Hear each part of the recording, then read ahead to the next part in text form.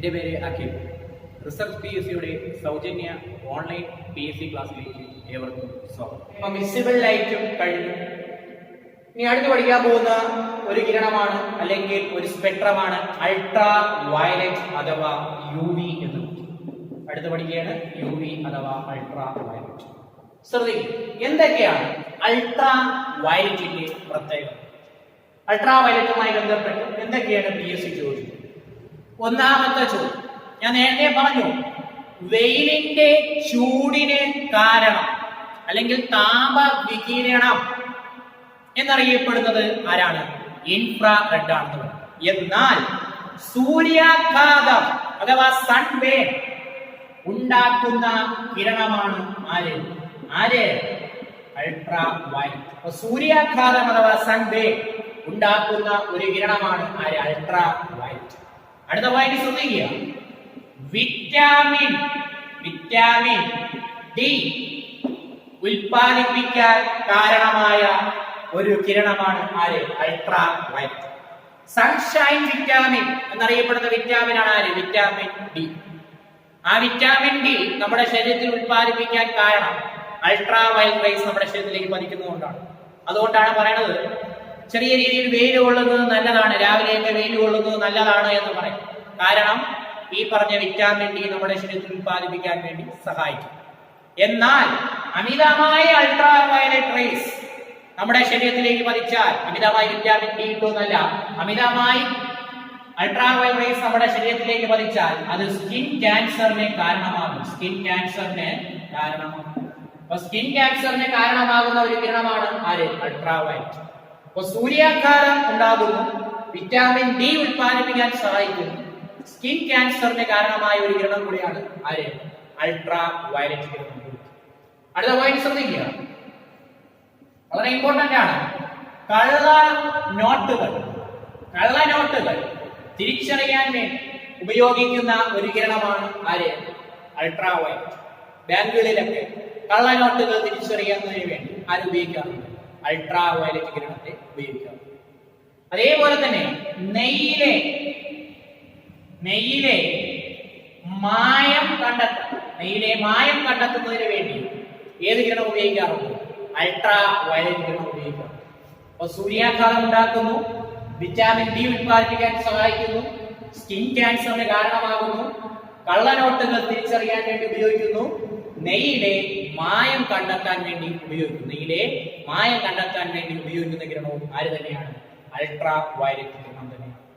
അതേപോലെ തന്നെ ജലശുദ്ധീകരണത്തിന് വേണ്ടി ഉപയോഗിക്കുന്ന ഒരു കിരണം കൂടിയാണ് ആര്? Ultra violet.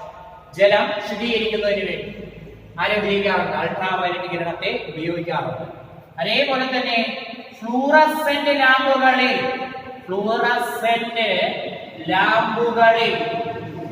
ഉണ്ടാകുന്ന ഒരു കിരണമാണ് ആര്? അൾട്രാ വയലറ്റ് കിരണം. നേരത്തെ ഞാൻ ഒരു ലാമ്പുമായി ബന്ധപ്പെട്ട ഒരു ചോദ്യം പറഞ്ഞതാണ്. സോഡിയം വേപ്പർ ലാമ്പ് എന്ന് പുറത്തേക്ക് വരുന്ന നിറം ഓർമ്മ കാണും, മഞ്ഞയാണെന്ന് പറഞ്ഞു. അപ്പൊ വീണ്ടും ലാമ്പുമായി ബന്ധപ്പെട്ട ഒരു ചോദ്യമാണ് ഫ്ലൂറസെന്റ് ലാമ്പ്. പണ്ട് കാലത്ത് നമ്മുടെ LED വരുന്നതിന് മുമ്പ് നമ്മുടെ വീട്ടിലേക്ക് ഉപയോഗിച്ചുകൊണ്ടിരുന്ന ഒരു ലാമ്പാണ് ഫ്ലൂറസെന്റ് ലാമ്പ്. കറക്റ്റ് LED ആയി ട്യൂബ് പോലെ തന്നെ ഇരിക്കും. അതിനകത്ത് ഉണ്ടാകുന്ന കിരണമാണ് അൾട്രാ വയലറ്റ് കിരണം. ആ അൾട്രാ വയലറ്റ് കിരണം അതിനകത്ത് ഉണ്ടാവുകയും ആ അൾട്രാ വയലറ്റ് കിരണത്തിൽ ട്യൂബിന് പുറത്ത് പൂശിയിരിക്കുന്ന വെള്ള കളർ പദാർത്ഥം, അതായത് ഫ്ലൂറസെന്റ് പദാർത്ഥം, അത് അബ്സോർബ് ചെയ്തെടുത്തിട്ട് ദൃശ്യപ്രകാശമായിട്ട് പുറത്തോട്ട് വരും. അതുകൊണ്ടാണ് ആ പോയിന്റ് ഇവിടെ പറഞ്ഞത്, ഫ്ലൂറസെന്റ് ലാമ്പുകൾക്കുള്ളിൽ ഉണ്ടാകുന്ന കിരണം ആരെന്ന് ചോദിച്ചു കഴിഞ്ഞാൽ അൾട്രാ വയലറ്റ് കിരണമാണ്. അടുത്ത പോയിന്റ് ശ്രദ്ധിക്കുക, ഈച്ചകളുടെയും പ്രാണികളുടെയും കെണിയായിട്ട് ഉപയോഗിക്കുന്നു. ഈച്ചകളുടെയും പ്രാണികളുടെയും കെണി നിങ്ങൾ കണ്ടുകൊണ്ടായിരിക്കും. വലിയ ഹോട്ടലുകളിലൊക്കെ പോകുമ്പോൾ ആഹാരം നമ്മൾ കഴിക്കുന്ന സ്ഥലത്ത് അല്ലെങ്കിൽ ആഹാരമൊക്കെ പാക്ക് ചെയ്ത് കൊടുക്കുന്ന സ്ഥലങ്ങളിലായിരിക്കും ചെറിയൊരു ഗ്രില്ല് പോലുള്ള സ്ഥലത്തായിരിക്കും ഒരു ഗ്രില്ല് വെച്ചിട്ട് ചെറിയൊരു പെട്ടി പോലത്തേനകത്ത് ഒരു ലാമ്പ് വെച്ചിട്ടുണ്ട്. ഏകദേശം ഒരു നീല കളർ പ്രകാശം പുറത്തോട്ട് വരുന്നൊരു ലാമ്പ്.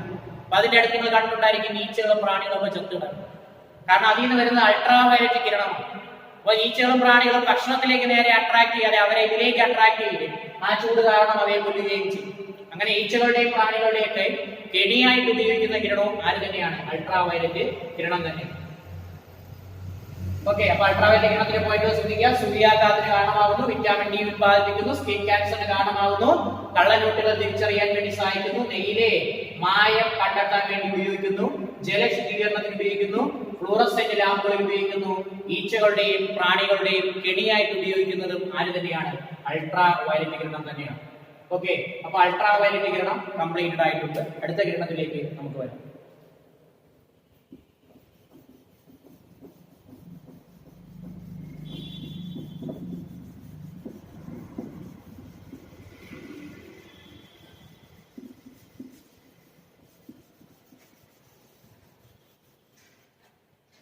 ശ്രദ്ധിക്കുക, അടുത്ത കിരണമാണ് ആര്?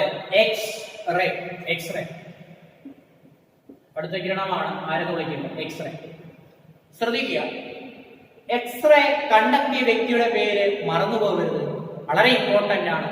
എക്സ്റേ കണ്ടെത്തിയ വ്യക്തിയുടെ പേരാണ് വില്യം റോഞ്ച്. വില്യം റോഞ്ചനാണ്. വില്യം റോഞ്ചനാണ് എന്ത് കണ്ടെത്തുന്നത്? എക്സ്റേ കണ്ടെത്തുന്നത്. വില്യം റോഞ്ചനാണ് എന്ത് കണ്ടെത്തുന്നത്? എക്സ്റേ കണ്ടെത്തുന്നത്. അപ്പൊ ആ എക്സ്റേ കണ്ടെത്തിയതിനാണ് ഫിസിക്സിലെ അല്ലെങ്കിൽ ഭൗതിക ശാസ്ത്രത്തിലെ ആദ്യത്തെ നോബൽ പ്രൈസ് ലഭിക്കുന്നത്. ആർക്ക്? വില്യം റോഞ്ച്. അപ്പൊ ഫിസിക്സിലെ അല്ലെങ്കിൽ ഭൗതിക ശാസ്ത്രത്തിലെ ആദ്യത്തെ നോബൽ സമ്മാനം ലഭിക്കുന്ന വ്യക്തിയാണ് ആരെന്ന് പറയും? വില്യം റോഞ്ചൻ എന്ന് വിളിക്കും.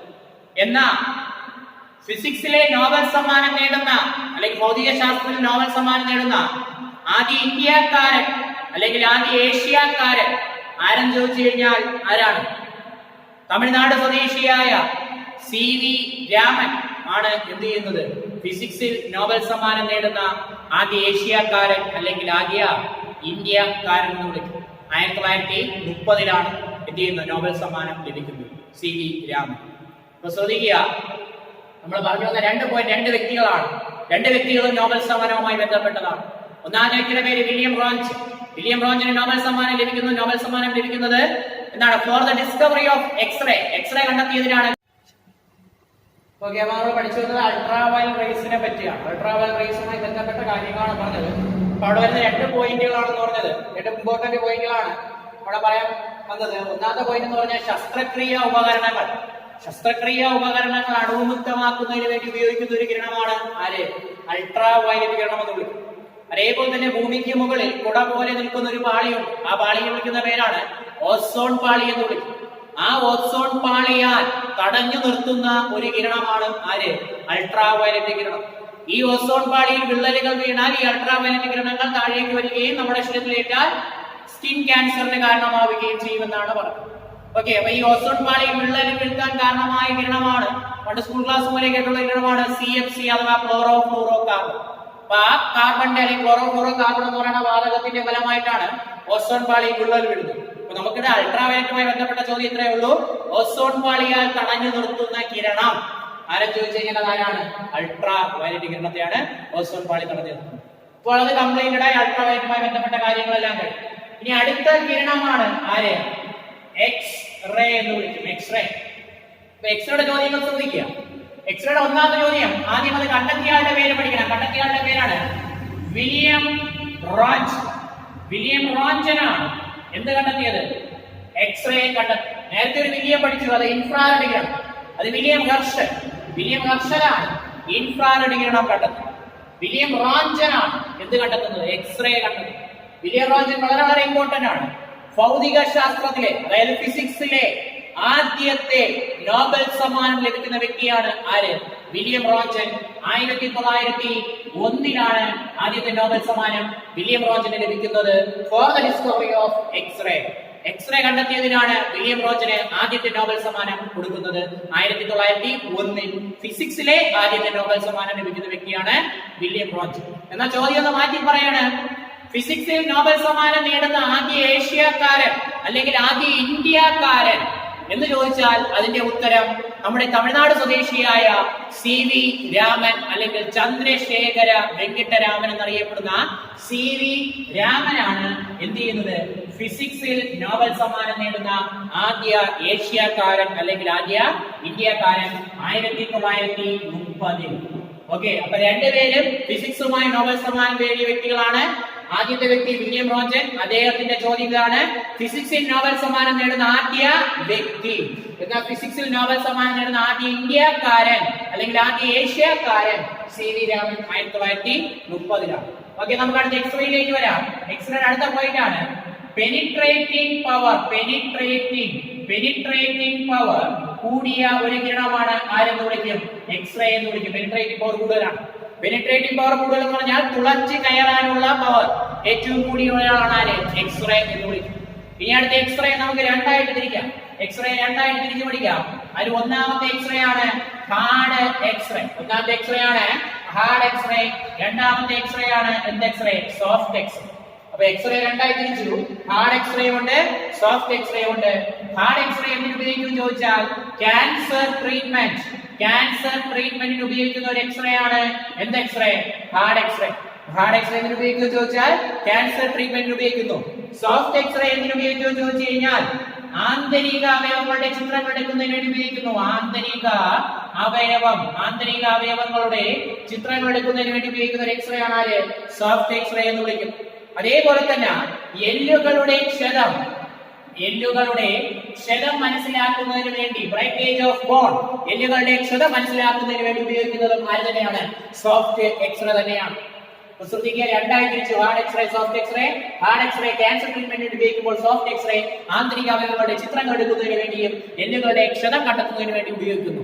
അതായത് വേറെ ഒന്നുമല്ല, ഇപ്പൊ നമ്മുടെ കയ്യോ കാലോ ഒടിഞ്ഞു കഴിഞ്ഞാൽ ഡോക്ടറെ അടുത്തോട്ട് പോകുമ്പോൾ ഡോക്ടർ ആദ്യം പറയുന്നത് എക്സ്റേ എടുത്തിട്ട് വരാനാണ്.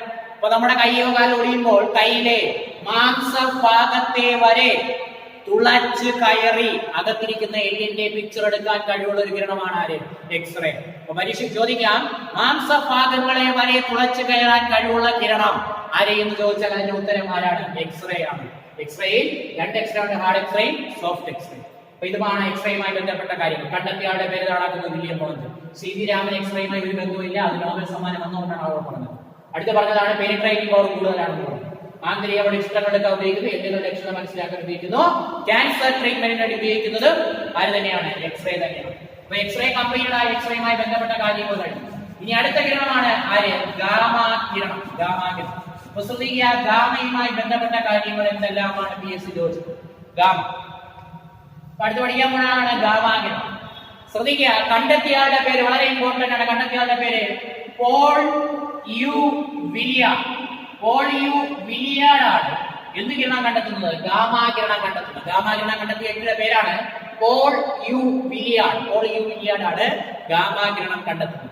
ശ്രദ്ധിക്കുക, ഞാൻ ആദ്യം തുടങ്ങിയപ്പോൾ ഒരു പോയിന്റ് പറഞ്ഞു, അങ്ങോട്ട് പോകുന്നതോറും തരംഗദൈർഘ്യം കുറയുന്നു എന്ന് പറഞ്ഞു.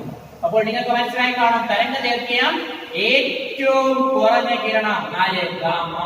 തരംഗദൈർഘ്യം ഏറ്റവും കുറഞ്ഞ കിരണം ഗാമ. അതേപോലെ തന്നെ ആവൃത്തി ഏറ്റവും കൂടിയ കിരണം ആര്? ഗാമ. അപ്പൊ തരംഗദൈർഘ്യം ഏറ്റവും കുറഞ്ഞ കിരണം ഗാമ, ആവൃത്തി ഏറ്റവും കൂടിയ കിരണം ആര്? ഗാമ.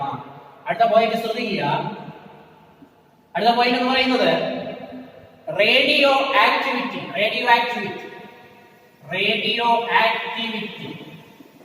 ആക്ടിവിറ്റിയുടെ ഫലമായിട്ട് വരുന്ന ഒരു കിരണം കൂടിയാണ് ആര്? ഗാമ. റേഡിയോ ആക്ടിവിറ്റി നടക്കുമ്പോൾ പുറത്തേക്ക് വരുന്ന ഒരു കിരണമാണ് ആര്? ഗാമ എന്ന് വിളിക്കും. റേഡിയോ ആക്ടിവിറ്റി ഫലമായിട്ട് 3 കിരണങ്ങൾ വരാറുണ്ട്, ആൽഫ, ബീറ്റ, അതേപോലെ തന്നെ ഗാമ. അതിൽ ഗാമ മാത്രമാണ് ഇലക്ട്രോ മാഗ്നറ്റിക് സ്പെക്ട്രത്തിനകത്ത് വരുന്നത്. അപ്പൊ ശ്രദ്ധിക്കുക, റേഡിയോ ആക്ടിവിറ്റി നടക്കുമ്പോൾ പുറത്തേക്ക് വരുന്നതും അതേപോലെ തന്നെ ന്യൂക്ലിയർ എക്സ്പ്ലോഷൻ, അണുവിസ്ഫോടനം എല്ലാം നടക്കുമ്പോൾ പുറത്തേക്ക് വരുന്ന ഒരു കിരണം കൂടിയാണ് ആര്? ഗാമ എന്ന് വിളിക്കും. ഇനി നേരത്തെ എക്സ്റേക്ക് പെനിട്രേറ്റിംഗ് പവർ ഉണ്ടെന്ന് പറഞ്ഞു, അതേപോലെ തന്നെ ഗാമയ്ക്കും എന്തുകൊണ്ട്? പെനിട്രേറ്റിംഗ് പവർ ഉണ്ട്, തുളച്ചു കയറാനുള്ള കഴിവുണ്ട്. അപ്പോൾ പെനിട്രേറ്റിംഗ് പവർ ഏറ്റവും കൂടിയ ഒരു കിരണമാണ് ആര്? ഗാമ.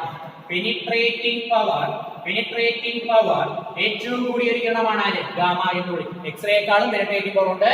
അപ്പോൾ ശ്രദ്ധിക്കുക, കണ്ടെത്തിയ വ്യക്തിയുടെ പേര് പോൾ യു വിലിയാർഡ് ആണ്. തരംഗദൈർഘ്യം ഏറ്റവും കുറവാണ്, ആവൃത്തി ഏറ്റവും കൂടുതലാണ്. റേഡിയോ ആക്ടിവിറ്റിയുടെയും അതേപോലെ തന്നെ ന്യൂക്ലിയർ എക്സ്പ്ലോഷൻ നടക്കുമ്പോഴുമെല്ലാം പുറത്തേക്ക് വരുന്ന ഒരു കിരണമാണ് ആര്? ഗാമ. അപ്പോൾ റേഡിയോ ആക്ടിവിറ്റിയുടെ ഫലമായി 3 കിരണങ്ങളുണ്ട്, ആൽഫ, ബീറ്റ, ഗാമ. അതിൽ ആൽഫയും ബീറ്റയും റേഡിയോ ആക്റ്റീവ് സ്പെക്ട്രത്തിനകത്ത് വരാറില്ല. അതിനകത്ത് ഗാമ മാത്രമാണ് ഏത്? ഇലക്ട്രോ മാഗ്നറ്റിക് സ്പെക്ട്രത്തിനകത്ത്. റേഡിയോ ആക്റ്റീവ് എന്നല്ല, ഇലക്ട്രോ മാഗ്നറ്റിക് സ്പെക്ട്രത്തിനകത്ത് വരുന്നത്. റേഡിയോ ആക്ടിവിറ്റിയുടെ ഫലമായി 3 പേരുണ്ട്, ആൽഫയും ബീറ്റയും ഗാമയും ഉണ്ട്. റേഡിയോ ആക്ടിവിറ്റിയുടെ ഫലമായി അതിൽ ഗാമ ഇലക്ട്രോ മാഗ്നറ്റിക് സ്പെക്ട്രത്തിനകത്ത് വരുന്നത്. പിന്നെ ഗാമയുടെ അടുത്ത പോയിട്ട് പെനിട്രേറ്റിംഗ് പവർ കൂടുതലാണെന്ന് പറയും. അപ്പോൾ ഞാൻ പറഞ്ഞു തുളച്ചു കയറാൻ കഴിവുള്ള രണ്ട് കിരണങ്ങളാണ് എക്സ്റേയും ഗാമയും. അടുത്ത വളരെ ഇമ്പോർട്ടന്റ് ആണ്, എക്സ്റേയും ഗാമയും കടത്തി വിടാത്ത ഒരു പദാർത്ഥം. എക്സ്റേയും ഗാമയും കടത്തി വിടാത്ത ഒരു പദാർത്ഥം ബീസ് ചോദിച്ചിട്ടുണ്ട്. എക്സ്റേയും ഗാമയും കടത്തി വിടാത്ത ഒരു പദാർത്ഥമാണ് ആര്? ലെഡ്. അപ്പൊ എക്സ്റേയും ഗാമയും കടത്തി വിടാത്ത ഒരു പദാർത്ഥം ആര് എന്ന് ചോദിച്ചാൽ അതിന്റെ ഉത്തരം ആരാണ്? ലെഡ് ആണ്. അപ്പോൾ നമ്മൾ പഠിച്ചു ചെയ്യുന്നത്, അല്ലെങ്കിൽ നമ്മൾ ഇത്രയും നേരം പറഞ്ഞുകൊണ്ടിരുന്നത് ഇലക്ട്രോ മാഗ്നറ്റിക് സ്പെക്ട്രം എന്ന് പറയുന്ന വലിയൊരു ടോപ്പിക്കാണ് നമ്മൾ പഠിച്ച് കംപ്ലീറ്റഡ് ആയിട്ടുള്ളത്. അതിനകത്ത് വരുന്ന 7 വേവുകളെ പറ്റി പറഞ്ഞു. ആ 7 വേവുമായി ബന്ധപ്പെട്ട് PH ചെയ്യുന്ന ചോദ്യങ്ങളാണ് നമ്മൾ കംപ്ലീറ്റ് ചെയ്തത്. അതിൽ ആദ്യം പഠിച്ച വേവാണ് റേഡിയോ വേവ്. റേഡിയോ വേവിന്റെ പ്രത്യേകത തരംഗദൈർഘ്യം ഏറ്റവും കൂടുതലും ആവൃത്തി ഏറ്റവും കുറവുമാണ്. റേഡിയോ സംപ്രേഷണം, ടെലിവിഷൻ സംപ്രേഷണം ഉപയോഗിക്കുന്ന വേവാണ് ഏത് വേവ്? റേഡിയോ വേവ് എന്ന് വിളിച്ചു. രണ്ടാമത്തെ വേവ് അവിടെ പറഞ്ഞു വേറൊരു പോയിന്റ് റഡാർ. അത് ആലോചിച്ച് വെച്ചിരിക്കുക. റഡാറിൽ പ്രധാനമായും റേഡിയോയുണ്ട്, മൈക്രോയുണ്ട്. നെറ്റി സെർച്ച് ചെയ്താൽ റേഡിയോ വേവാണ് അവിടെ പ്രധാനമായും കാണാൻ കഴിയുന്നത്. അവിടെ റഡാറിന്റെ ഫുൾ ഫോം ഓർത്ത് വെച്ചിരിക്കുക. അത് ചോദിച്ചിട്ടുണ്ട്, റേഡിയോ ഡിറ്റക്ഷൻ ആൻഡ് റേഞ്ച്. അടുത്ത വേവാണ് മൈക്രോവേവ്. മൈക്രോവേവ് മൊബൈലുകളിലും സാറ്റലൈറ്റ് കമ്മ്യൂണിക്കേഷൻ ഉപയോഗിക്കുന്ന വേവാണ് മൈക്രോവേവ്. അത് കഴിഞ്ഞ് പഠിച്ചതാണ് ഇൻഫ്രാറെഡ് വേവ് എന്ന് വിളിക്കും. വേവിന്റെ ചൂടിന് കാരണമായ കിരണമാണ് ഇൻഫ്രാറെഡ് കിരണം. അതുകൊണ്ട് തന്നെ താപവികിരണം എന്നറിയപ്പെടുന്നു. അതേപോലെ തന്നെ സൈനികർ രാത്രികാലം ഉപയോഗിക്കുന്ന കണ്ണാടികളിൽ ഉപയോഗിക്കുന്നു. അതേപോലെ തന്നെ റിമോട്ട് കൺട്രോളുകളിൽ നിന്ന് പുറത്തേക്ക് എടുത്തൊരു കിരണമാണ് ആര്? ഇൻഫ്രാറെഡ് കിരണം. മഞ്ഞുള്ള പ്രദേശങ്ങളിലെ ഫോട്ടോ എടുക്കാൻ വേണ്ടി ഉപയോഗിക്കുന്നു. രാത്രികാലങ്ങളിലെ ഫോട്ടോ എടുക്കാൻ വേണ്ടി ഉപയോഗിക്കുന്നു. വിദൂര വസ്തുക്കളുടെ ഫോട്ടോ എടുക്കാൻ വേണ്ടി ഉപയോഗിക്കുന്നത് ആര് തന്നെയാണ്? ഇൻഫ്രാറെഡ് കിരണമാണ്. അതിനുശേഷം പഠിച്ച ലൈറ്റാണ് ഈ വിസിബിൾ ലൈറ്റ് അഥവാ ദൃശ്യപ്രകാശം. ദൃശ്യപ്രകാശം 7 വർണ്ണങ്ങൾ നടത്തിയ വ്യക്തിയാണ് ഐസക് ന്യൂട്ടൺ. അതേ ഐസക് ന്യൂട്ടൺ തന്നെയാണ് ദൃശ്യപ്രകാശം 7 വർണ്ണങ്ങളായി വേർതിരിയുന്ന ആ ഫിനോമിനെ അദ്ദേഹം വിളിച്ച പേരാണ് പ്രകീർണനം. അതായത് സമ്മിലിത പ്രകാശം ഘടകവർണ്ണങ്ങളായി വേർതിരിയുന്ന പ്രതിഭാസത്തെ വിളിച്ച പേരാണ് പ്രകീർണനം. ഈ പ്രകീർണനത്തിന്റെ ഫലമായാണ് എന്തുണ്ടാകുന്നത്? മഴവില്ലുണ്ടാകുന്നത് പറഞ്ഞ കാര്യങ്ങൾ വിശദമായി നമ്മൾ പടമെല്ലാം വരച്ച് കംപ്ലീറ്റ് ചെയ്തതാണ്. പിന്നെ അതേപോലെ തന്നെ അടുത്ത് വിസിബിൾ ലൈറ്റ് ആണ് ഉള്ളതെന്ന് വെച്ചാൽ ഇത്രയും നേരം പഠിക്കുന്നതെന്ന് വെച്ചുകൊണ്ട് ഏറ്റവും ചെറിയ സ്പെക്ട്രം ആണ് വിസിബിൾ ലൈറ്റ്. 700 നാനോമീറ്ററിനും 400 നാനോമീറ്ററിനും ഇടയിൽ വരുന്ന ഒരു ലൈറ്റ് റേ ആണ് ആര്?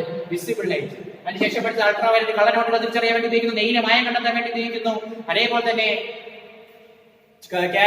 അൾട്രാവയലറ്റ് കിരണത്തിന്റെ 2 പോയിന്റാണ് പറഞ്ഞത്. നെയ്യിലെ മായം കണ്ടെത്താൻ വേണ്ടി ഉപയോഗിക്കുന്നു, കള്ളനോട്ടുകൾ തിരിച്ചറിയാൻ വേണ്ടി ഉപയോഗിക്കുന്നു, ജലശുദ്ധീകരണത്തിന് വേണ്ടി ഉപയോഗിക്കുന്നു, ഓസോൺ പാളിയാൽ തടഞ്ഞു നിർത്തുന്ന കിരണവും ആര് തന്നെയാണ്? അൾട്രാവയലറ്റ് കിരണമാണ്. പിന്നെ പഠിച്ചത് എക്സ്റേ, വില്യം റോജന്റെ കാര്യം, നോബൽ സമ്മാനവുമായി ബന്ധപ്പെട്ട കാര്യങ്ങളെല്ലാം ചർച്ച ചെയ്ത കാര്യങ്ങൾ തന്നെയാണ്. അടുത്ത ഗാമാ കിരണങ്ങൾ കംപ്ലീറ്റ് ആയിട്ടുണ്ട്. അപ്പൊ ഇത്രയുമാണ് ഇലക്ട്രോ മാഗ്നറ്റിക് സ്പെക്ട്രം. അപ്പൊ അതുമായി ബന്ധപ്പെട്ട എല്ലാ കാര്യങ്ങളും കംപ്ലീറ്റ് ചെയ്തിട്ടുണ്ട്. അപ്പോൾ വീഡിയോ വീണ്ടും വീണ്ടും റിപ്പീറ്റ് ചെയ്ത് കാണുക. കണ്ടാൽ മാത്രം പോരാ, കാണുന്നതിന്റെ കൂടെ നോട്ട് എഴുതി കംപ്ലീറ്റ് ചെയ്ത് എഴുതി പഠിക്കുക. ഓരോ കാര്യങ്ങളും പറഞ്ഞു തീർന്നതിന് ശേഷം, വീഡിയോ കണ്ടു തീർന്നതിന് ശേഷം നോട്ട് എഴുതി വിശദമായി പഠിക്കുക. വളരെ ഇമ്പോർട്ടന്റ് ടോപ്പിക്കാണ്. സ്കൂൾ ടെസ്റ്റില് 10ാം ക്ലാസ്സിൽ വിശദമായി പഠിക്കാനുള്ള ഒരു കാര്യമാണ് ഇലക്ട്രോ മാഗ്നറ്റിക് സ്പെക്ട്രം എന്ന് പറയുന്നത്. അതിന്റെ ഒരു ക്ലാസ്സാണ് നമ്മൾ ഇന്ന് കണ്ടത്. അപ്പോൾ ഓക്കെ, എല്ലാവർക്കും താങ്ക്സ്.